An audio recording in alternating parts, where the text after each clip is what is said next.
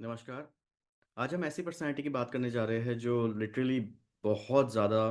Caring personality है, दूसरों का ख़्याल रखने वाला पर्सनैलिटी है। अपने आप को दर्द पहुँचाने के बावजूद भी दूसरों के लिए ज़्यादा मेहनत करने वाली पर्सनैलिटी है। किसी को दुःख ना पहुँचे उस बात का ध्यान रखते हुए ध्यान रखने वाली पर्सनैलिटी है। जिसका बचपन कहीं न कहीं बहुत अच्छा ना गया हो लेकिन दूसरों का ज़िंदगी अच्छा चले ये इनकी इच्छा रहती है और अपनी इच्छाओं को पीछे रख के दूसरों की इच्छाओं को आगे रखने की इनकी ताकत रहती है। बल्कि बहुत समय तक अपने आप को बैकएंड में रख के दूसरों का ख्याल रखते हुए ये पर्सनैलिटी काम करती है और जिनके पास कभी भी कोई ख्याल रखने वाला पर्सन ना हो, उनकी ज़िंदगी में ये पर्सनैलिटी आती है और उनकी मदद करती है और अवगत कराती है किसी भी पर्सन को उसकी अपनी फीलिंग्स के साथ। ये लोग अपनी फीलिंग्स को दबा के दूसरे की फीलिंग्स का ध्यान रखते हैं। सो आज हम बात करने जा रहे हैं शनि और चंद्र के युति पे।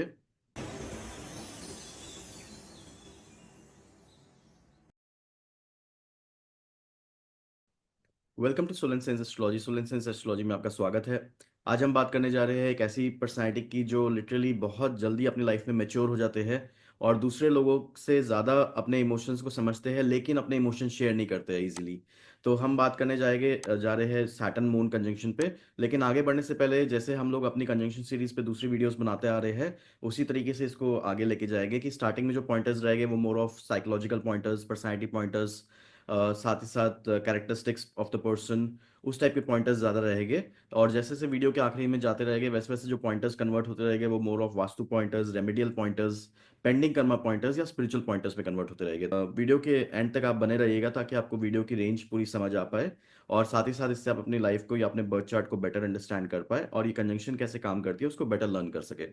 इसके अलावा अगर आपके बर्थ चार्ट पे दूसरे कोई कंजंक्शंस है तो हमने एक प्लेलिस्ट का लिंक डाल के रखा है ज्योतिष कंजंक्शंस करके, आप उसे क्लिक कर सकते हैं और इस कंजंक्शन के अलावा भी दूसरे कंजंक्शंस अपने बर्थ चार्ट रिलेटेड चेक कर सकते हैं। जो हमने ऑलरेडी 35 कंजंक्शंस पे सीरीज बना रहे हैं हम लोग ये ज्योतिष कंजंक्शंस करके, तो आप सारे कंजंक्शंस के ग्लिम्स देख सकते हैं उसके थ्रू। तो शुरुआत करते हैं चंद्र और शनि के युति पे। तो एक चीज जो चंद्र और शनि वालों के साथ होती है वो ये है कि ये इनका बचपन में जो नर्चरिंग रहती है वो प्रॉपरली इनको नहीं मिलती है। यानी एक तरीके से कोई पर्सन अपने मन की बात बोले कि मेरे को बुरा लग रहा है, मेरे को सही लग रहा है, मेरे को अच्छा नहीं लग रहा, मेरे को फील नहीं अच्छी आ रही, या रो रहा है, हंस रहा है, जो भी टाइप का इनका इमोशन है, वो इमोशंस की ड्यू केयरिंग इनकी बचपन में नहीं हो पाती है, उसकी नर्चरिंग उतनी स्ट्रांग नहीं हो पाती है और एक तरीके से उनके इमोशंस को उतनी ड्यू वैल्यू नहीं दी जाती है जिस तरीके से, या फिर कह सकते हैं कि ड्यू कंसिडरेशन नहीं दी जाती है जिसके से इनको समझ आता है कि मुझे अपने इमोशंस को खुद ही हैंडल करना है, मुझे अपने फीलिंग्स को खुद ही हैंडल करना है, मुझे मेरी फीलिंग्स जो है वो हर मेरी हर फीलिंग जो है वो दूसरे लोग इतना अच्छे से नहीं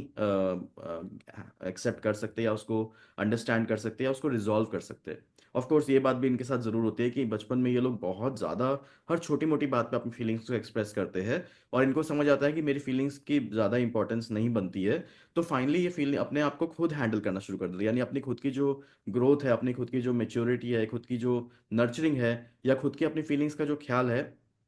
वो अपने आप ही मैनेज करना शुरू कर देते हैं। उसके वजह से क्या होता है कि ये अपनी फीलिंग्स को बहुत ज़्यादा इजीली शेयर नहीं करते उसके से, और एट द सेम टाइम घर बचपन में ही अपने आप को बहुत जल्दी मेच्योरिटी की तरफ ड्राइव करना शुरू कर देते हैं। तो इनकी ज़िंदगी के शुरुआत में ही या ज़िंदगी की अर्ली लाइफ से ही इनको अपने आप को, अपनी सोच को, अपनी इच्छाओं को समझना आ जाता है और अपनी फीलिंग्स को समझना आ जाता है या एटलीस्ट उसको मैनेज करना आ जाता है। मैनेज करने की कहीं ना कहीं मजबूरी बन जाती है और उसके ऐसे ये लोग बहुत ही यंग एज में मैच्योर हो जाते हैं या मैच्योरिटी इनके अंदर आ जाती है और लोग इसको इनको मैच्योर पर्सन की तरह कंसीडर करते हैं। समय के साथ खुद लोग इनको बोलते हैं कि अरे यार, you can still wait for your feelings to be accepted, या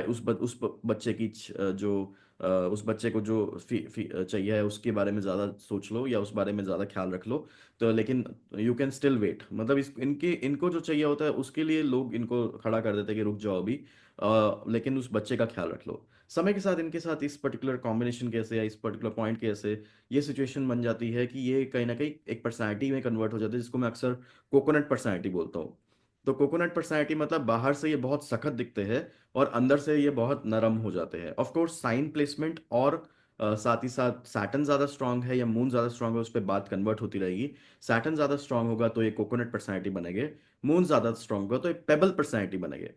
तो पेबल पर्सनैलिटी और कोकोनट पर्सनैलिटी में थोड़ा फर्क आ जाता है। उसमें बस वही बात है कि मून ज़्यादा स्ट्रांग हो तो इमोशंस हर जगह एक्सप्रेस हो रहे हैं, पर अंदर अंदर से वो पर्सन एक कुछ जगह पर कड़क है, अपने एक डीप डाउन इमोशंस को नहीं शेयर करता है, और पेबल पर्सनैलिटी बनता है। यानी एक तरीके से पेबल वही होता है जो नदी के नीचे पत्थर मिलता है, वो वाला चीज़ को पेबल कहते हैं। तो पेबल पर्सनैलिटी उस टाइप का बन जाता है। और पेबल ऐसा नहीं कि सिर्फ यहाँ पर पत्थर एक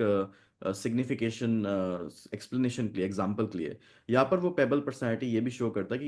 इनकी लाइफ में ये लोग अपने तरफ से या अपनी लाइफ में कुछ हद तक पेबल्स रखना या पत्थर का कोई आइटम रखना या पत्थरों से अपने आप को बेनिफिट करना, वो इनके लाइफ में आ जाता है। उस पर हम आएंगे आगे। तो अदरवाइज जो पर्सनैलिटी मैं ज़्यादातर इनको समझ पाता हूँ वो है कोकोनट पर्सनैलिटी। अगर शनि ज़्यादा प्रधान हो जाए तो उस वजह से ये जब तक इनके कैरियर्स नहीं बनते तब तक शनि कहीं ना कहीं कह सकते हैं प्रोमिनेंट है। तब तक ये कोकोनट पर्सनैलिटी रहते हैं, अपने इमोशंस को दबा के रखते हैं, अपने इमोशंस को सैक्रिफाइस करते हैं, अपने इमोशंस को नॉन एक्सप्रेसिव रखते हैं, और एट द सेम टाइम दूसरों को एक हार्ड आउटलुक देते हैं। लेकिन जैसे ही दूसरे पर्सन के लिए कोई रिक्वायरमेंट बन जाती है कि दूसरे पर्सन का ख्याल रखने की जरूरत पड़ जाती है, तो खुद जरूरत से ज्यादा आउट ऑफ द वे जाके दूसरे की मदद करते हैं। इनके साथ ये चीज़ एक हो जाती है, तो उसमें हम इसको कोकोनट पर्सनैलिटी की तरह कह सकते हैं कि अपने इमोशंस को छोटा रखे, अपना अंदर से इनका दिल नरम होता है, ऐसा समझने की जरूरत है, इसलिए दूसरों का ख्याल रख रहे होते हैं। अंदर से इनका दिल नरम होता है और बाहर से इनका जो आउटलुक है वो सख्त होता है। तो वो चीज़ इनके अंदर इमोशनल पॉइंट ऑफ व्यू से आ जाती है। इनके अंदर से इनके इमोशंस निकालना आसान नहीं होता है, और डीप डाउन इमोशंस तो और भी ज़्यादा आसान नहीं होता है। काफी हद तक इनके साथ ऐसा होता है जो सैटर्न मून के साथ कंजंक्शन वालों के साथ, सैटर्न मून कंजंक्शन वालों के साथ होता है अगला पॉइंट में, कि ये लोग अपने आप को, या खासकर अपनी इच्छाओं को, जो इनकी इच्छाएं है, जो इनका मन करता है, जैसे आप काफी बार बोलते हैं मेरा मन ये कर रहा है, मेरा मन वो कर रहा है, और मन चंचल होता है, आपका मन किसी भी समय कुछ भी कर सकता है। तो जो इनका मन रैंडम टाइम पे कुछ भी कर रहा होता है, या जो इनकी मन में इच्छाएं पैदा हो रही होती है, मन में मेरे को ये करने का मन है, मेरे को वो करने का मन है, मेरे को ये लग रहा है मुझे ऐसा करना चाहिए, तो फीलिंग्स है। फीलिंग्स कहीं पर लॉजिकल नहीं होती है, तो अगर लॉजिकल फीलिंग्स नहीं है तो ये खुद ही अपनी फीलिंग्स को काफी हद तक काट देते हैं, और अपने इच्छाओं को वैल्यू कम करते हैं, उसको इवन खुद भी कंसीडर नहीं करते कि क्या ये इच्छा इतनी इंपॉर्टेंट है कि मैं इसको किसी से मांगू या एक्सप्रेस करूं। तो क्योंकि इनके साथ चीज़ ये हो जाती है कि जैसे इन्होंने एक चीज़ ध्यान दी है, या इनके साथ ऐसा हो जाता है कि जब भी ये लोग इच्छा एक्सप्रेस करते हैं तो ऑटोमेटिकली ये सिचुएशन ये बन जाती है कि दूसरे लोग इनकी इच्छाओं को उतनी ड्यू कंसिडरेशन नहीं देते, जैसे मैंने कहा। पर एट द सेम टाइम ये लोग क्या करते हैं, ये बहुत समय तक अपनी इच्छा को दबा के रखते हैं और दूसरों की इच्छाओं पे काम करते हैं, दूसरों का ख्याल रखते हैं, दूसरों के लिए मेहनत करते हैं। पर इनकी इच्छा जो होती है ना, वो बड़ी स्ट्रेंज तरीके से, एक बड़े ऑकवर्ड तरीके से सामने आती है, या फिर बोल सकते हैं एक शनि का टेस्ट हो जाता है इस इच्छाओं को सामने रखते हुए, जो कहीं ना कहीं इनको डिसाइड करता है कि ये पर्सन मेरे साथ है कि नहीं। मैं उस पॉइंट पे बाद में आऊंगा, सेम पॉइंट को वापस उठा के, कि कैसे ही अपनी इच्छाओं को अभी इनिशियली अंडर वैल्यू करते हैं, प्रोक्रेस्टिनेट करते हैं अपनी इच्छाओं को। इनको अपनी इच्छा ड्यू इंपॉर्टेंट नहीं लगती, इनको लगता है मेरी इच्छा इतनी इंपॉर्टेंट नहीं है, मेरे मन में जो इच्छा है वो इतनी इंपॉर्टेंट नहीं है। इनको बार बार ऐसा लगता है कि बिकॉज ऐसा है तो मैं इसको क्यों एक्सप्रेस करूँ या क्यों किसी से मांगू। और मेरा जो मन में जो इच्छा होता है, मेरे मन में जो चीज़ें होती हैं, जब मैं किसी को बोलता भी हूँ तो लोग अक्सर मेरी मन की बातें काट देते हैं या मना कर देते हैं कि नहीं यार, ये अभी अभी ये चीज़ सही नहीं है, या अभी करना सही नहीं है, या फिर ये इतनी मतलब why you looking for this, ये तो ये बहुत ही मतलब इट्स टाइम वेस्टेज, या फिर एट द सेम टाइम ये मेहनत इस पे बहुत लगती है, तो ऐसा कैसा मन रखा ही क्यों है जिसमें मेहनत लग रही है, टाइम वेस्ट हो रहा है, और ये इतना इंपॉर्टेंट भी नहीं लग रहा, बिकॉज बहुत वैल्यूबल नहीं लग रहा, इंपॉर्टेंट नहीं लग रहा कि ये पर्टिकुलर जो चीज़ बोल रहे हो वो बहुत अर्जेंट है, या पर्टिकुलर चीज़ जो है वो इमीडिएट करने की जरूरत है। वैसे भी इनकी एक्सपेक्टेशन ना बहुत लो होती है, लो एक्सपेक्टेशन वाले लोग होते हैं सैटर्न मून वाले। तो लो इमोशनल एक्सपेक्टेशन होती है, तो जब कोई भी अपनी मन मन की इच्छा को एक्सप्रेस भी करते हैं, तब भी इनके साथ ये सिचुएशन ये हो जाती है, इनको पहले से ही पता होता है कि चांसेस ऑफ एक्सेप्टेंस कि मेरे मन में क्या चल रहा है वो वैसे ही कम होगा, या मुझे मेरी बात मानी नहीं जाएगी। तो पहले से ही अपने जो बोलते भी है वो बहुत जोर की नहीं बोलते, या फिर इनको लगता है कि अगर मैं जो बोल रहा हूँ वो मतलब मेरे को ही नहीं इतना इंपॉर्टेंट लग रहा तो दूसरों को कैसे इंपॉर्टेंट लगेगा। क्योंकि ये अपने ही खुद की, जैसे मैंने बोला, अपने खुद की ही जो मन की बातें होती है उसको दबा देते हैं, उसको खुद ही वैल्यू नहीं करते हैं, उसको खुद ही कंसीडर नहीं करते। तो जब वो बोलते हैं तो उस ताकत से नहीं बोलते, उस कॉन्फिडेंस से नहीं बोलते, उस इम्पोर्टेंस से नहीं बोलते कि ये ज़रूरी है और अभी करना है। तो अल्टीमेटली वो दूसरा पर्सन उसको मना कर देता है, इनको सुनने को मिल जाता है कि वो इतना जरूरी नहीं है, अभी करने की जरूरत नहीं है। तो उसके से वो दबा देते हैं, और उसके से दूसरों की तरफ या दूसरे जिंदगी में जितने भी लोग इनके लाइफ में आते हैं उनके तरफ हल्का सा हमेशा से ये लो एक्सपेक्टेशन रखते हैं, एक्सपेक्टेशंस लोगों से, इमोशनल एक्सपेक्टेशंस लोगों से हाई नहीं रखते हैं। बिकॉज इनको समझ आता है कि मेरी जो मतलब मुझे जो चाहिए या मेरा मन जो करता है मेरे बारे में कौन ख्याल रखेगा। तो केयरिंग एटीट्यूड इनको क्योंकि बचपन से ही नहीं मिला होता है, तो इसलिए समय के साथ बड़े भी हो जाते हैं, तब भी ये लोग केयर या फिर एक नर्चरिंग दूसरे पर्सन से, अपने पार्टनर से या अपने घर वालों से लुक फॉरवर्ड नहीं करते हैं। एट द सेम टाइम खुद ही अपने आप को संभाल रहे होते हैं, क्योंकि इनको लगता है कि अगर मैं एक्सपेक्टेशन रखता हूँ तो एक्सपेक्टेशन चुभती है, दर्द होता है उससे, क्योंकि एक्सपेक्टेशन पूरी नहीं होती है। तो वो चीज़ इनके साथ हो जाती है। अगला पॉइंट जो सैटर्न मून वालों के साथ होता है वो ये है कि ये कहीं ना कहीं इनके लाइफ में जो लोग आते हैं ना, वो ऑलरेडी अब कोई ना कोई पुराना दुख या उनकी लाइफ का दुखड़ा या उनके किसी बात से वो परेशान हैं, उनके पेन पॉइंट्स, उनकी ज़िंदगी में क्या रिश्तों में उनको इमोशनल एक्सपेक्टेशंस पूरी नहीं हुई, वो इन लोगों से शेयर करते हैं। और जब वो इन लोगों से शेयर करते हैं तो ये ऑफ कोर्स उनको बहुत अच्छा हेल्प करते हैं to resolve their emotional issues. But at the same time इनको जो दूसरे पर्सन से इमोशंस मिलते हैं वो एक टाइप से सेकंड हैंड इमोशंस मिलते हैं, यानी फ्रेश इमोशंस नहीं मिल रहा। यानी जब कोई पर्सन इनके पास आ भी रहा है और अपना दिल एक्सप्रेस कर रहा है, मन एक्सप्रेस कर रहा है कि मुझे क्या पसंद है क्या पसंद नहीं है, तो वो अपने ऊपर ज्यादा फोकस्ड है रेदर देन इनके ऊपर। सेकेंडली वो इस बात पे फोकस्ड है कि मतलब उसकी लाइफ में क्या प्रॉब्लम्स हुई, rather than pulling out the information of their life। इनकी लाइफ से लोग पूछते नहीं कि इनकी लाइफ में क्या प्रॉब्लम हुई क्या प्रॉब्लम नहीं हुई। तो इनकी लाइफ में लोग ज्यादा नहीं पूछते कि इनको क्या इशू हुआ, क्या इनके लाइफ में प्रॉब्लम चल रहा है, कौन सी बात इनको बुरी लग रही है, इनका मन तो नहीं दुखा, ये किस बारे में फील कर रहे हैं, कोई सोच रहे हैं, ये अपने मन को क्यों दबा रहे हैं, मेरे लिए काम काम के लिए अपने मन को क्यों दबा दिया। तो वो चीज़ इनके साथ हो जाती है कि दूसरे लोग इनके बारे में ज़्यादा नहीं पूछते, अपने बारे में ज़्यादा एक्सप्रेसिव होते हैं, और जैसे ही उनके इमोशनल इश्यूज सॉल्व हो जाते हैं फिर वो आगे मूव ऑन हो जाते हैं। पर ये लोग मूव ऑन नहीं हो पाते। इनके साथ एक खास बात ये हो जाती है कि जिसके साथ भी ये इमोशनली अटैच हो जाते हैं ना, उस पर्सन से ये लोग मूव ऑन नहीं हो पाते। ऑफ कोर्स ये बात जरूर है कि इमोशनली अटैच होने में भी ये बहुत टाइम लगाते हैं। ऐसा नहीं है कि इंस्टेंटली किसी से इमोशनली अटैच हो जाएंगे। इनके साथ इमोशनली अटैच होने में बहुत समय लगता है, महीनों लगते हैं, सालों लगते हैं, तब जाके किसी पर्सन से ये अपने इमोशंस को फुल्ली एक्सप्रेस कर पाते हैं। पर जैसे ही इन्होंने टाइम लगाया किसी के साथ इमोशनली फुल्ली एक्सप्रेस करने का, वैसे ही इनके साथ टाइम लगता है किसी पर्सन से इमोशनली मूव आउट करने का। तो ये मूव ऑन बहुत इजीली नहीं हो पाते हैं। मंगल का अगर इस पे योग आ जाएगा, मंगल या बृहस्पति, मंगल बृहस्पति इस कॉम्बिनेशन के साथ आ जाएगा, तब मूव ऑन होना आसान रहेगा। पर अगर ऐसा नहीं है तो इनके लिए मूव ऑन होना बिल्कुल आसान नहीं होता है। और दूसरी बात यह है कि जिसके साथ ये इमोशनली अटैच होते हैं उसके साथ भी बहुत समय तक ये अपने मन की जो डीपर थॉट्स होते हैं, जहाँ पर ये लोग कहीं पर दिखा रहे हैं कि मेरे इमोशंस किस हद तक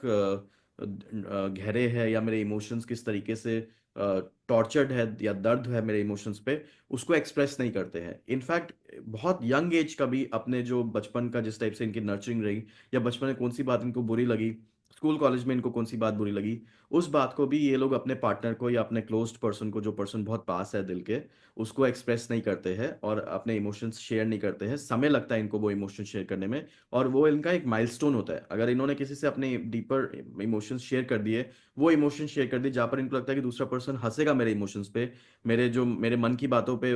मेरे मन की बातों पे बोलेगा ऐसे थोड़ी ना होता है, ये थोड़ी ना होता है, क्योंकि बचपन से इनको हर एक ने इसी टाइप से तड़काया होता है कि ये थोड़ी ना होता है, ऐसे थोड़ी ना होता है। तो उस तरीके से अगर कोई करेगा तो ये चीज, ये पर्सन जो है सैटर्न मून कंजंक्शन वाले लोग नहीं शेयर करते अपने उस deeper thought processes, deeper emotions को, जो इनको कहीं ना कहीं इनके दिल के बहुत करीब है।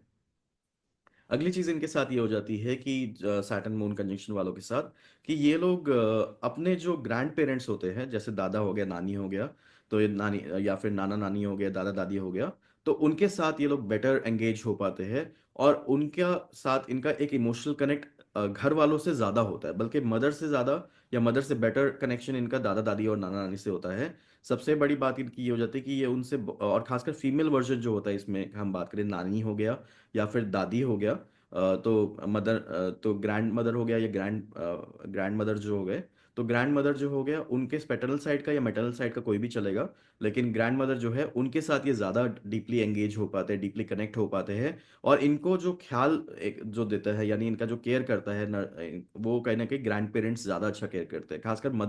मदरली फिगर जो ग्रैंड पेरेंट में है वो इनका ज़्यादा अच्छा ख्याल रखती है। ये भी उनके साथ ज़्यादा अच्छा एंगेज हो पाते हैं। और इवन उन वो ज़िंदगी में है या नहीं है, ये इनके लिए वो पर्सन एक बहुत इंपॉर्टेंट पर्सन हो जाता है। और हमेशा ग्रैंड पेरेंट ने कैसे इनको ट्रीट किया है, ग्रैंड पेरेंट ने इनको कैसे हैंडल किया है, ग्रैंड मदर ने जिनको कैसे हैंडल किया है, वो इनके लिए ज़्यादा रिमेम्बरेबल और ज़्यादा क्लोज टू हार्ट हो जाता है, वो चीज़ इनके साथ है। और साथ ही साथ इनके साथ एक और भी होता है कि जो इनका बचपन गया होता है वो इस तरीके से गया होता है कि इनकी मदर बहुत डिसिप्लिन कहीं ना कहीं होती है, और एट द सेम टाइम अपने काम या अपने जो जो भी टाइप का घर बार वो संभाल रहे हैं उस पर वो ज़्यादा फोकस्ड होती है, rather than nurturing the child. उसके ऐसे सिचुएशन ये बन जाती है कि काफ़ी हद तक ऐसा कह सकते हैं कि इस बच्चे को पूरा केयर नहीं मिला होता दोनों पेरेंट्स का। तो होता क्या है कि कहीं ना कहीं एक पेरेंट जो होता है वो घर से काफ़ी हद तक ट्रैवलिंग में होता है, दूर होता है, और बच्चे को काफ़ी हद तक इवन अकेला छोड़ दिया जाता है कि नहीं तुम तो मैनेज कर ही लोगे, तो we are going out and कुछ इंपॉर्टेंट काम आ गया उसके से हमको जाना है, तो दादा दादी के यहाँ पर छोड़ दिया जाता है। अब दादा दादी क्यों पसंद आ गए या फिर दादी खासकर क्यों पसंद आ गई? बिकॉज वहाँ पर छोड़ा जा रहा है, क्योंकि जो पेरेंट है वो पेरेंट कहीं ना कहीं इस रिस्पॉन्सिबिलिटी लाइफ के जो काम काज में या लाइफ की जो सिचुएशंस है, लाइफ के स्ट्रगल्स, रियलिटी ऑफ लाइफ से जिस तरीके से वो फेस कर रहे हैं, उसमें उनको उनका पार्टनर या तो दूर रहता है तो उसके वजह से उनको ट्रैवल करना पड़ता है अपने पार्टनर के लिए, या फिर उनका काम ऐसा होता है कि जिसकी वजह से उनको अपने बच्चे को फुल टाइम नहीं दे पाते हैं, एट द सेम टाइम बहुत फोकस्ड फीलिंग्स नहीं शेयर कर पाते अपने बच्चे के साथ, तो वो अपने grand parent, grand mother, father के पास छोड़ देते हैं। और उसी ऐसे दादा दादी और नानी के साथ ज़्यादा अच्छा बच्चे का कनेक्ट बनता है। But at the same time house hold में भी यही सिचुएशन बन रही है, जो पॉइंट है कि जो पेरेंट है वो एक पेरेंट ज़्यादा अवेलेबल है, दूसरा पेरेंट ज़्यादा अवेलेबल नहीं है। उसके ऐसे भी बच्चे के अंदर जो है वो जो इमोशनल नर्चरिंग है वो कहीं ना कहीं कम पड़ जाती है। अगली चीज जो हम बात करें इनके लाइफस्टाइल के बारे में, जो चंद्र शनि युति वालों के साथ होता है, कि ये लोग जैसे जैसे लाइफ में आगे बढ़ते रहते हैं, तो उसी तरीके से इनका भूख, जो खाने पीने का जो तरीका होता है, उसमें ये अपने खाने पीने के कैलोरीज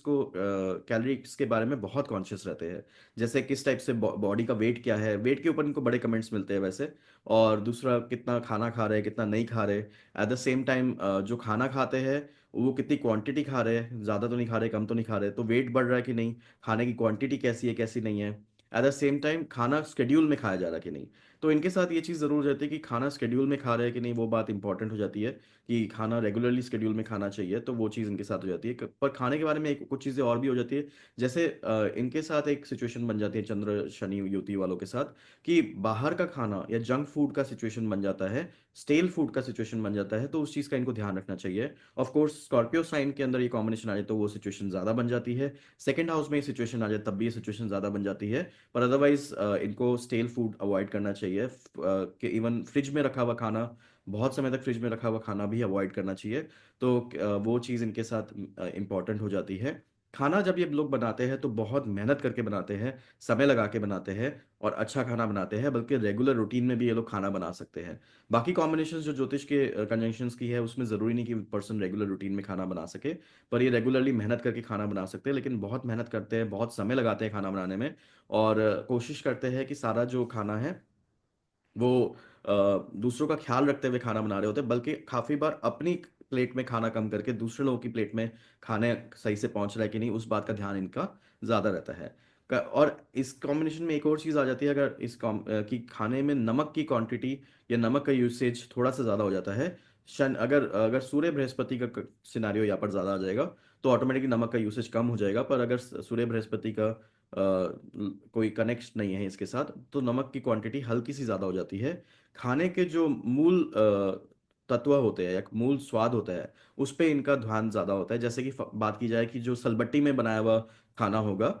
मिक्सी के बदले, या उस टाइप की चीज़ें इनके लिए ज़्यादा वैल्यूबल हो जाती है। कि जो पुराने मेथड से जो खाना बनाया जाता है, समय लगा के खाना बनाया जाता है, जैसा इनकी दादी और नानी ने इनको खाना बनाने का तरीका बताया है, वो चीज़ इनके लिए ज़्यादा इंपॉर्टेंट हो जाता है, ज़्यादा वैल्यूबल हो जाता है, और उसको ये ज़्यादा अच्छे से एग्जीक्यूट कर पाते हैं। इनके साथ एक चीज़ और होती है, अगर हम इमोशनल पॉइंट से बात करें, कि जो शनि चंद्र युति वालों के साथ है, कि ये लोग अपने बचपन से इनके कहीं ना कहीं नर्चरिंग में प्रॉब्लम रही है, हैप्पीनेस इनकी हम 100% को नहीं मिली है। अपने इमोशन से भी कहीं ना कहीं ये कट ऑफ रहते हैं, फुल्ली कनेक्ट नहीं कर पाते हैं। और एट द सेम टाइम अपनी फीलिंग्स को एक्सप्रेस करें या फिर अपने इमोशंस को एक्सप्रेस करें तो लोग उनको मना भी कर देते हैं। पर क्या होता है कि अपने तो चलो इनके ऐसा गड़बड़ हो गया या इनके साथ ऐसा सिचुएशन हो गया, पर ये दूसरे लोगों का जो है पेन पॉइंट्स सॉल्व करने में बिलीव करते हैं, दूसरों के इमोशंस को रिजॉल्व करने में बिलीव करते हैं, और इनको वो अच्छा लगता है। जैसे ही कि अपने किसी और के इमोशंस को या किसी और के प्रॉब्लम्स को, लाइफ की प्रॉब्लम्स को या डिफिकल्टीज को ये लोग सॉल्व करते हैं, इमोशनल इश्यूज को सॉल्व करते हैं, तो इनको ऑटोमेटिकली एक फील गुड फैक्टर आता है and they feel that they are valuable. Otherwise ये लोग वैल्यूबल फील नहीं कर पाते अपने आप को। और दूसरी बात वही है कि दूसरों के इमोशंस इनको मिलते रहते हैं, लेकिन अपने इमोशंस को ये लोग शेयर नहीं कर पाते, क्योंकि ये एक ऐसा रिलेशन उस पर्सन के साथ कनेक्ट कर लेते हैं कि जब भी दूसरे पर्सन को प्रॉब्लम होता है, इनको वो लोग रीच आउट करते हैं। So they are these people are available always in the sad times of other people. तो दूसरे लोगों की जिंदगी में जब सैड टाइम्स है, प्रॉब्लम टाइम्स है, मतलब जब उनको उनका मूड ऑफ है, तब वो लोग इन लोगों को कॉल करते हैं। और ये लोग अपना मूड ऑफ नहीं शो कर सकते, बिकॉज ये पहली बात तो यही है कि एक अपने इमोशंस को शेयर करने में कंफर्टेबल नहीं है, अपने इमोशंस को शो करने में कंफर्टेबल नहीं है। पर दूसरी बात ये भी तो है कि अगर दूसरा पर्सन आपको दुखी समय में काम कॉल कर रहा है और आपने उनकी मदद भी किया, उसको दिख रहा है कि आप कितना अच्छा उसकी बात सुनते हो, क्योंकि एक घंटों लगा सकता है किसी की बात, किसी के इमोशनल इश्यूज को समझने में, सुनने में और उसको डाइजेस्ट करने में। But at the same time जब आप किसी कोई पर्सन इमोशनली आपको कॉल कर रहा है, परेशान होकर आपको कॉल कर रहा है, परेशानी में किसी की आप मदद कर रहे हो, तो ऑटोमेटिकली क्या हो गया कि आप उस समय अपनी परेशानियां नहीं बता सकते। तो ये ना एक लूप होल में या एक स्टक साइकिल में फंस जाते हैं कि अल्टीमेटली हर बारी कोई ना कोई पर्सन इनको ही अपना प्रॉब्लम बता रहा है, और ये अपनी प्रॉब्लम अपने जो फीलिंग्स है वो शेयर नहीं कर रहे हैं। बल्कि इनके साथ एक और चीज ये हो जाती है, जैसे मैंने बोला, किसी के साथ भी इमोशनली अटैच हो जाते हैं ना, तो उससे मूव ऑन नहीं हो पाते, जैसे मैंने कहा। पर एट द सेम टाइम उसके से काफी हद तक अपने ट्रू इमोशनल पर्सन से, यानी जिस पर्सन से इनका रिश्ता हो सकता है या जिस पर्सन के साथ ये इमोशनली हैप्पी हो सकते हैं, उसके लिए ये लोग ट्राई नहीं करते, बिकॉज इनको एक डर लगता है कि मेरे इमोशंस अगर पहले टूटे हैं या मेरे इमोशंस पहले से सेटिस्फाई नहीं हुए हैं, तो मुझे किसी और पर्सन से भी जाके सेटिस्फैक्शन इमोशंस की नहीं मिलेगी। तो उसके से जो भी पर्सन इनको इमोशनली सेटिस्फाई कर रहा हो या जिसके साथ भी इमोशनली जुड़े हो, उसके साथ ये बहुत सालों तक, बहुत समय तक लगे रहते हैं, और उससे उसको छोड़ते नहीं है। बल्कि दूसरे पर्सन भी जब इनकी लाइफ में आते हैं अपने आपको एंगेज करने के लिए और फ्रेश इमोशंस को शो करते हैं, तो ये लोग काफी हद तक उनके इमोशंस को एब्जॉर्ब नहीं करते। ये चीज तब तक ही वैलिड है जब तक सैटर्न प्रोमिनेंट चार्ट होगा। जैसे ही मून प्रोमिनेंट चार्ट हो जाएगा, तब ये नए इमोशंस को, नए लोगों को अपनी लाइफ में इनवाइट करेंगे। वो तब होगा जब इनका कैरियर सेट हो जाएगा। जब तक कैरियर सेट नहीं होगा, या जब तक अपनी लाइफ में ये बिलीव नहीं कर लेते कि इन्होंने ड्यू एफर्ट्स डाल दी है किसी भी पर्सन को विन ओवर करने के लिए by the means of handling someone's emotions, तब तक इनको एहसास नहीं होगा कि दे अंडरस्टैंड समवन। तो एक बार ये लोग किसी पर्सन पे भी अगर इमोशनली फुल्ली इन्वॉल्व हो जाते हैं या अपने आप को पूरा एफर्टफुली डाल देते हैं किसी चीज पे, तब ये लोग आगे सेट हो जाते हैं। अगर कैरियर ओरिएंटेड पीपल है, तो ये लोग बिलीव करते हैं, इनका काम हमेशा रेगुलरली कंसिस्टेंट काम नहीं कर पाते, थोड़ा बहुत अपने मन के हिसाब से इनका काम ऑन ऑफ होते रहता है। तो काम में स्टेबिलिटी आने में इनका थोड़ा चक्कर रहता है, क्योंकि कोई भी काम अगर रेगुलर तरीके से इनके ऊपर डाल दिया जाए तो ये उसको मेंटेन नहीं करते। इनके पास अगर पोर्टफोलियो ऑफ काम डाल दिया जाए, तब अपने मन के हिसाब से शफल करके जोन सा काम इनको जिस समय सूट कर रहा है वो कर पाते हैं। और काम जब स्ट्रांग हो जाएगा इनका, तब जाके ये लोग अपने इमोशंस पे ध्यान देते हैं। तो वही बात है कि सैटर्न ओरिएंटेड पर्सन है तो काम से शुरुआत करेगा और इमोशंस पे ध्यान देगा। मून ओरिएंटेड पर्सन है तो अपने अपने इमोशंस पे पहले ध्यान देगा, बाद में अपने काम पे ध्यान देगा। और उसके से क्या होता है, जब इमोशंस पे ज्यादा ध्यान दे रहा होता है, इनको समझ आता है कोई भी मेरी वैल्यू नहीं कर रहा, तब ये किसी पर्सन से बहुत इमोशनली अटैच हो जाते हैं, उस पर बहुत ज्यादा मेहनत करते हैं इमोशनल लोग। और तब जाके इनके लाइफ में लेट काम सेट होता है। But at the same time पूरी मेहनत करने के बाद ये किसी पर्सन पे आगे मूव ऑन होते हैं। तो ये बात मैं एक टिप की तरह, इंपॉर्टेंट पॉइंट की तरह आपको इन कॉम्बिनेशन वालों को बताना चाहूंगा कि अपनी लाइफ में सैटर्न से हटके मून पे ध्यान दे, और कोशिश करे अगर उनके पास लाइफ में कोई ऐसा पर्सन आ जाए जो उनके इमोशंस पे ध्यान दे रहा हो, उनकी फीलिंग्स पे ध्यान दे रहा हो, तो उसको ज्यादा अकोमोडेट करे इंस्टेड ऑफ जिस पर्सन के साथ आप जुड़े हुए हो। बिकॉज यहाँ पर जो सिचुएशन बन जाती है कि जिसके साथ भी आप इमोशनली अटैच्ड हो, आप वहां से मूव ऑन इसलिए नहीं करते बिकॉज आपको डर लगता है कि अगर मैं इससे आगे मूव ऑन हुआ तो मेरे को कोई ध्यान नहीं देगा, and I will be left alone. और लोनलीनेस की इस कॉम्बिनेशन में बहुत ज्यादा फीलिंग आती है। बंदा अपने आप को अकेला बहुत ज्यादा समझता है। तो वही वाली बात आ जाती है कि कोई नहीं तो यही सही। तो वो कोई नहीं तो यही सही के चक्कर में उसी पे लगे रहते हैं, उसी से परेशानी झेलते रहते हैं अपने आप पे। और दूसरा person take it for granted ले लेता है। यहाँ पर कॉम्बिनेशन में ये बहुत इंपॉर्टेंट हो जाता है कि चंद्र जो जो चंद्र के साथ सिचुएशन बन जाती है कि दूसरा पर्सन इनको टेक इट फॉर ग्रांटेड लेता है और इनके इमोशंस को और ज्यादा वैल्यू नहीं करता है। अगर वो पर्सन जो है अपने ही फीलिंग्स पे ज्यादा प्रोमिनेंटली एंगेज्ड है, तो इनको और ज्यादा लो लो तरीके से ट्रीट करता है, और अब इनका ख्याल नहीं रखता है, इनके लिए केयरिंग एटीट्यूड नहीं रखता है। पर एट द सेम टाइम उसका पर्सनैलिटी में इमोशन स्ट्रांग बनते रहते हैं, और इनके पर्सनैलिटी में ये as a person psychologically strong होते रहते हैं, तो इनका इमोशनल आईक्यू स्ट्रांग होते रहता है। तो इम्यून सैटर्न एक नॉर्मल कॉम्बिनेशन नहीं है, अपना इमोशनल आईक्यू स्ट्रांग करने का कॉम्बिनेशन बन जाता है, और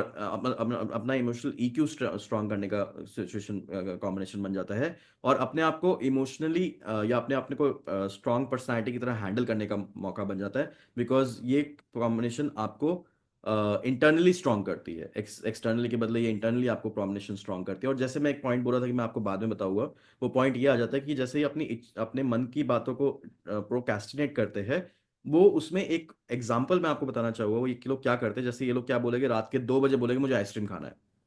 ये लोग ऐसा अजीब और अजीब टाइमिंग वाला खाने के आइटम का डिमांड कैसे करेंगे? क्योंकि ये कॉम्बिनेशन में क्या होता है, ये लोग बहुत ऑकवर्ड टाइमिंग पे बहुत ऑकवर्ड खाने के आइटम का डिमांड करते हैं। और ये मैं यहाँ पर प्रेगनेंसी वेगनेंसी के केस पे नहीं बोल रहा हूँ, ये मैं जनरली बता रहा हूँ कि इस कॉम्बिनेशन में चंद्र और शनि की युति में लोग जो है, जब ये किसी पर्सन पे बहुत ज्यादा एफर्ट्स डाल देते हैं, तब एक कार्मिक पेंडिंग कार्मिक टेस्ट आता है उस पर्सन का जिसके साथ ये होते हैं, उस पर्सन इनका नहीं, उस पर्सन का जिसके साथ ये होते हैं। ये इनका एक सबकॉन्शियस टेस्ट होता है, इनको पता नहीं होता कि ये लोग वो टेस्ट ले रहे हैं, but at the same time इनका एक सबकॉन्शियस टेस्ट वो होता है कि ये बहुत ऑकवर्ड टाइमिंग पे बहुत ऑकवर्ड आइटम का डिमांड करेंगे खाने पीने का, और वो डिमांड इनको पता है कि वो चीज़ ऑलरेडी एक्सेप्टेबल नहीं होगा, जैसे बिकॉज जैसे मैंने पहले पॉइंट्स बताए। तो पर दूसरा पर्सन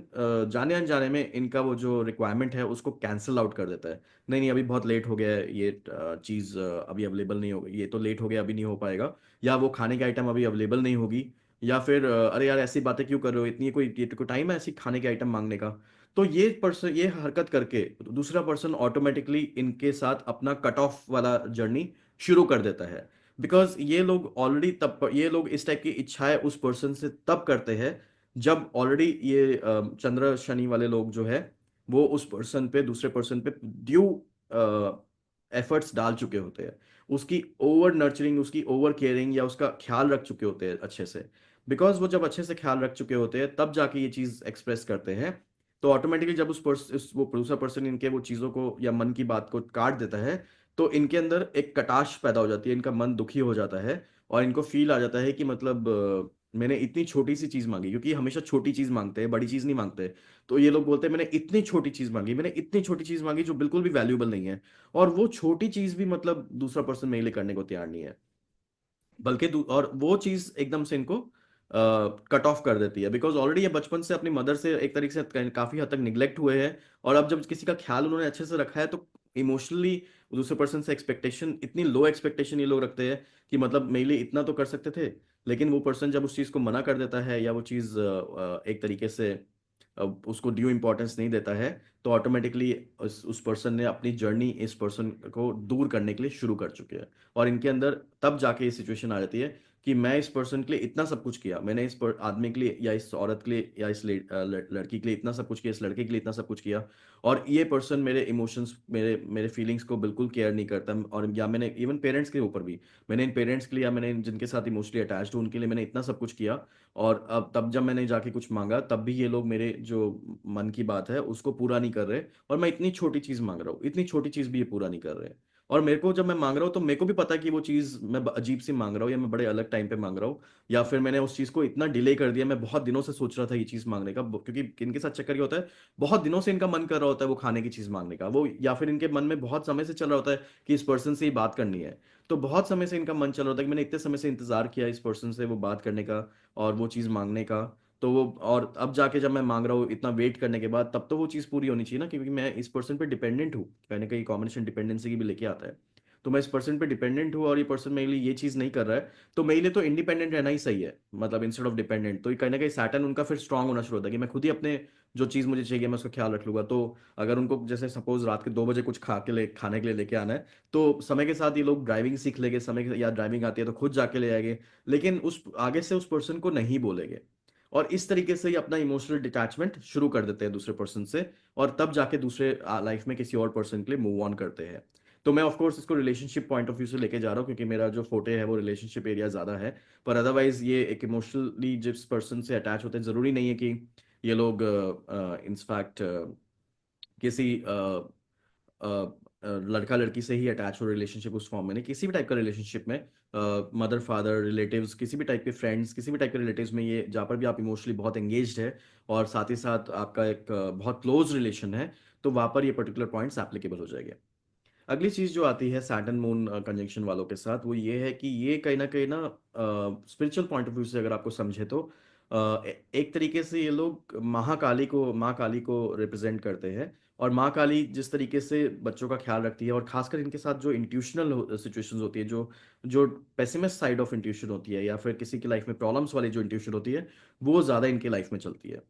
और साथ ही साथ इनके साथ ये हो जाता है कि जैसे माँ काली जो अपने आप एक स्ट्रांग रुद्र स्वभाव की देवी बन जाती है, अगर राहु का भी रूप कंजंक्शन इस पे आ जाए, तब भी वो जो एनर्जी है वो इस पर्टिकुलर कॉम्बिनेशन पे एम्पलीफाई हो जाता है। बल्कि मैंने इस कॉम्बिनेशन में ये तक देखा है कि जब ये लोग बहुत फ्रस्ट्रेटेड होते हैं या परेशान होते हैं, तो इनको काफी बार माँ काली के सपने भी आते हैं। सिर्फ माँ काली का आशीर्वाद इनके ऊपर नहीं है, शिव जी का भी आशीर्वाद है, लेकिन शिव जी का आशीर्वाद इनके ऊपर एक शिवलिंग की तरह आशीर्वाद रहता है, यानी शिवलिंग इनको अपने पास जरूर रखना चाहिए। बिकॉज मूर्ति पूजन का ये कॉम्बिनेशन बन जाता है। ये किसी भी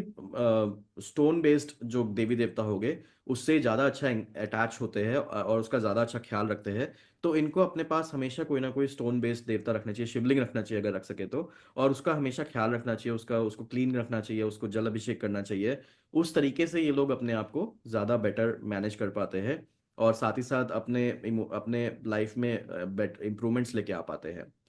अगर हम बात करें in terms of mythological stories की, तो कहीं ना कहीं ये कॉम्बिनेशन जो है वो शबरी के जो बेर है, जो रामायण में आपने सुने होंगे, तो शबरी के जो बेर का जो सेगमेंट है, या वो पर्टिकुलर पॉइंट एरिया है, वो पर्टिकुलर सिनेरियो या वो पर्टिकुलर स्टोरी लाइन, वो पर्टिकुलर क्लिपिंग, वो पर्टिकुलर जो सेगमेंट ऑफ रामायण है, वो इस पर्टिकुलर कॉम्बिनेशन से, सैटर्न मून कंजंक्शन से मैच करती है। और उसमें जो एक्सप्लेनेशन है वो आपको हमारे कोर्स में मिल जाएगा, या फिर हमारे स्पिरिचुअल एस्ट्रोलॉजी कोर्स में मिल जाएगा। पर मैं आपको सिर्फ पॉइंटर वेस बता रहा हूँ कि कैसे आप इसको कोरिलेट कर सकते हो, and you can figure it out. दूसरी चीज जो वैतरणी नदी है, जो यमलोक के अंदर में वैतरणी नदी होती है, वो भी सैटर्न मून के साथ कनेक्ट कर जाती है। तो आप इसको लुक आउट कर सकते हो कि ये कैसे कनेक्ट करता है। ऑफ कोर्स स्पिरिचुअल पॉइंटर्स जो है, जैसे जैसे हम कोर्स में आगे जा रहे हैं, तो मुझे ये समझ आया कि स्पिरिचुअल पॉइंटर्स जो है वो नॉर्मली क्लास में ज़्यादा बेटर एक्सप्लेन हो सकते हैं, बहुत लेंदी हो जाते हैं। साथ ही साथ सैटर्न की क्लासेस ऑलरेडी लेंदी हो जाती है, 5.5 आवर्स के ऊपर हमारी क्लासेस गई है सैटर्न कंजंक्शंस की। तो ये पर्टिकुलर वीडियो भी और सैटर्न की वीडियोस जो लास्ट में आई है, वो सारी लेंदी वीडियोस है। सो ये सारे पॉइंटर्स जो है, क्योंकि इसमें सिर्फ इमोशनल पॉइंट मून के साथ नहीं आ जाता, उनका कार्मिक और पेंडिंग कर्मा पॉइंट भी आ जाता है, क्योंकि इनका कार्मिक जो ड्यूटी बनती है वो मदर की तरफ बनती है। तो मदर का ये लोग बहुत ज़्यादा ख्याल रखते हैं, चाहे मदर की तरफ कहीं ना कहीं अवेलेबिलिटी हो ना हो, लेकिन मदर का ख्याल रखने की ये बहुत कोशिश करते हैं। मदर को खुश करने की कोशिश ये लोग बहुत करते हैं, और कोशिश करते हैं कि मदर से वो पर्टिकुलर लुकआउट ले पाए या बेनिफिट ले पाए, जो एक तरीके से इनको ये एश्योर कर पाए कि कोई पर्सन मेरी लाइफ में है, and mother start caring for her instead of she started caring for mother. Because ये कॉम्बिनेशन में एक खास बात ये हो जाती है कि ये लोग अपने पेरेंट्स का ख्याल रखना शुरू कर देते हैं, instead of parents taking care of them. तो काफी हद तक ये पेरेंटिंग रोल में पहुंच जाते हैं, instead of parents becoming parents to these people. तो सैटर्न वर्क मून जो है, वो कंजंक्शन के साथ एक खास अजीब बात यही हो जाती है कि काफी हद तक इनको अपनी मदर का ख्याल रखना पड़ता है। इमोशनली भी, मैं इमोशनली भी बात बोल रहा हूँ, क्योंकि मदर की इमोशनल रिक्वायरमेंट्स इतनी ज्यादा होती है कि they start suppressing their emotions and start taking care of mother's emotions. वो चीज इनके साथ हो जाती है। दूसरी चीज, पेरेंटिंग रोल इनका आता ही है, पेरेंट्स भी आके इनको अपना दुखड़ा सुनाते हैं, और वो ये लोग उनकी प्रॉब्लम्स रिजॉल्व करते हैं। कॉम्बिनेशन गड़बड़ हो तो एक तरीके से खाने पीने में ये लोग फ्राइड फूड में ज़्यादा चले जाते हैं। मतलब इनकी इस कॉम्बिनेशन में सबसे बड़ी बात यह है, जैसे जैसे हम लोग वास्तु के कोर्स में जाएंगे, तो आपको हर एक आइटम से हम लोग इस कॉम्बिनेशन को बता सकते हैं कि फ्राइड फूड क्यों खाया जा रहा है, कब खाया जा रहा है, कौन सा इमोशनल एक्टिवेशन में खाया जा रहा है। नमकीन चिप्स कब खाया जा रहा है, कौन सा इमोशनल एक्टिवेशन में खाया जा रहा है। गंदे बर्तन कब साफ किए जा रहे हैं, कौन से इमोशनल एक्टिवेशन में खाया जा रहा है। नमक खाने में कब खाया जा रहा है, कौन से इमोशनल एक्टिवेशन में खाया जा रहा है। और प्रोसेस्ड फूड अगर ये लोग खा रहे हैं तो क्यों खा रहे हैं, तेल क्यों खा रहे हैं। तो एक ही कॉम्बिनेशन के अंदर बहुत सारे छोटे छोटे वास्तु के पॉइंटर्स है, छोटे छोटे लाइफस्टाइल के पॉइंटर्स है, जो एक पर्सन को रिप्रेजेंट करते हैं कि क्या अंदर इमोशन दबा हुआ है, क्योंकि यहाँ पर इमोशंस पर्सन के दबे होते हैं। कौन सा इमोशन अंदर दबा हुआ है जिसके वजह से पर्सन क्या काम कर रहा है, क्योंकि इमोशंस जो है वो लॉजिकल नहीं है। वो लॉजिकल नहीं है तो इनको उस इमोशंस का समय के साथ एहसास होता है कि ऐसा मैं क्यों कर रहा हूँ, पर इनको भी नहीं पता होता कि कोई चीज़ ये लोग क्यों कर रहे होते हैं, बस मन के हिसाब से अपने ऊपर वो पर्टिकुलर चीज़ अप्लाई कर रहे होते हैं। जैसे एक एक्सट्रीमिटी में अगर हम बात करें कि जो चीज़ ये अपने ऊपर अप्लाई कर रहे होते हैं वो है अल्कोहल। सो ये कॉम्बिनेशन इवन वहाँ तक पहुँच जाता है कि अपने इमोशंस को सेटिस्फाई करने के लिए, अपने इमोशंस को ग्रेटिफाई करने के लिए, अपने इमोशनल टर्मोइल्स और डिस्टर्बेंस को हैंडल करने के लिए अल्कोहल का भी यूसेज इनकी लाइफ में आ जाता है। अगर ये कॉम्बिनेशन राहु से इन्फ्लुएंस हो जाए, साथ ही साथ जुपिटर का कोई एस्पेक्ट इस पे ना बन रहा हो, या केतु के साथ इन्फ्लुएंस हो जाए और जुपिटर का कोई एस्पेक्ट या कनेक्शन ना बन रहा हो, तब ये कॉम्बिनेशन जो है सब अल्कोहल की तरफ, लीकर की तरफ चले जाता है। और वो उस समय ये पर्टिकुलर कंजंक्शन जो है तब भी अपने किसी इमोशनल टर्मोइल को, इशू को या सिचुएशन को हैंडल करने के लिए बन रहा होता है। तब ये सिचुएशन हो जाती है कि अगर वर्क प्रेशर इनके ऊपर ज़्यादा हो, इमोशनल प्रेशर और इनके इमोशन सप्रेस हो रहे हो, तब जाके इनके लिए सिचुएशन बन जाती है कि इनको कंजम्पशन करनी पड़ती है। और एट द सेम टाइम हम लोग इस पे जो एट द सेम टाइम जो सैटर्न मून है वो साढ़े सती को भी रिप्रेजेंट करता है, जिसके ऊपर अलग से एक्सटेंसिव डिस्कशंस हो सकती है। साढ़े सती मतलब ट्रांजिट में जब शनि जो है वो चंद्र के एक घर पहले, एक घर ऊपर और एक घर बाद में आता है, तो साढ़े सती कहलाते हैं। तो वो भी पर्टिकुलर सिनेरियो इस पर्टिकुलर कंजंक्शन से कनेक्ट होता है। तो पर उसको उसके पॉइंट ऑफ व्यू बताने के लिए एक अलग से हम लोग वीडियो बना सकते हैं। इवन लीकर कंजम्पशन या अल्कोहल कंजम्पशन के ऊपर भी हम लोग एक अलग वीडियो बना सकते हैं जो इस पर्टिकुलर कंजंक्शन को रिप्रेजेंट करती है और connected points to this conjunction को रिप्रेजेंट करती है, ताकि आपको ये समझ पाए कि कैसे डिफरेंट आइटम्स जो लाइफ में आपके आसपास हो रही है वो ग्रहों से रिप्रेजेंट करती है और कुछ रीजन से वो कनेक्ट कर रही है। लॉजिक में सबको पता है कि आपको कंजम्पशन नहीं करना चाहिए इस टाइप के आइटम्स का, लेकिन चंद्र है, मन है, और मन दबा हुआ मन है और दुखी मन है, तो वहां पर जाके तो वहां पर जाके पर्सन को कंजम्पशन करना पड़ता है। और इसके ऊपर जो हम वीडियो बनाएंगे उसमें मैं आपको कैसे कैसे ट्रांसफॉर्मेशन स्टेजेस होते हैं इसके, based on different kinds of consumption, वो कर सकते हैं। या फिर वास्तु पॉइंट से, जैसे कि लाइफस्टाइल में पर्सन क्या क्या कंज्यूम करता है खाने पीने में, उस चीज़ के ऊपर वीडियो बन सकती है। क्योंकि हर एक ग्रह जो है वो कहानी इन इटसेल्फ है। जो हमने अपने सीट कोर्स में बताया, ऑलमोस्ट 109 आवर्स का सीट कोर्स हुआ है। तो हर एक ग्रह में 3 दिन की डिस्कशन ऑलमोस्ट हुई है। 6 से 12 घंटे का,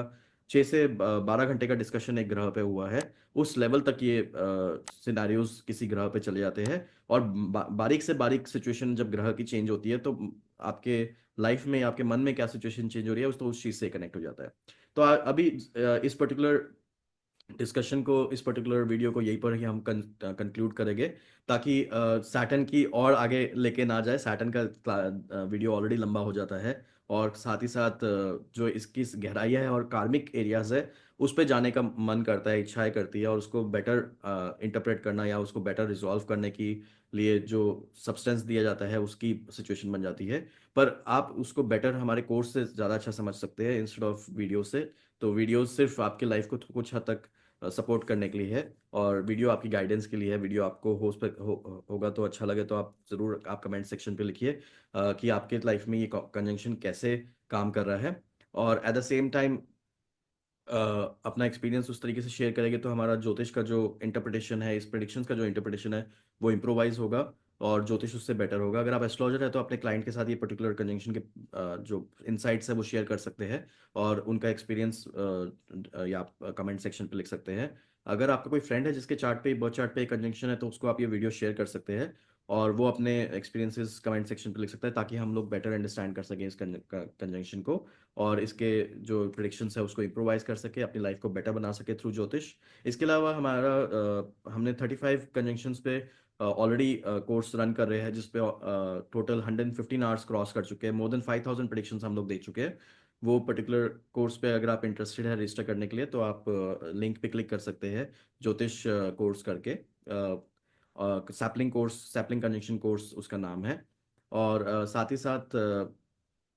अपनी लाइफ को बेटर बना सकते हैं, और या फिर ज्योतिष को बेटर लर्न कर सकते हैं। सो आई होप आपको ये वीडियो सही लगी हो। सो अपने हमारे चैनल के साथ बने रहिए। Thank you, take care, bye.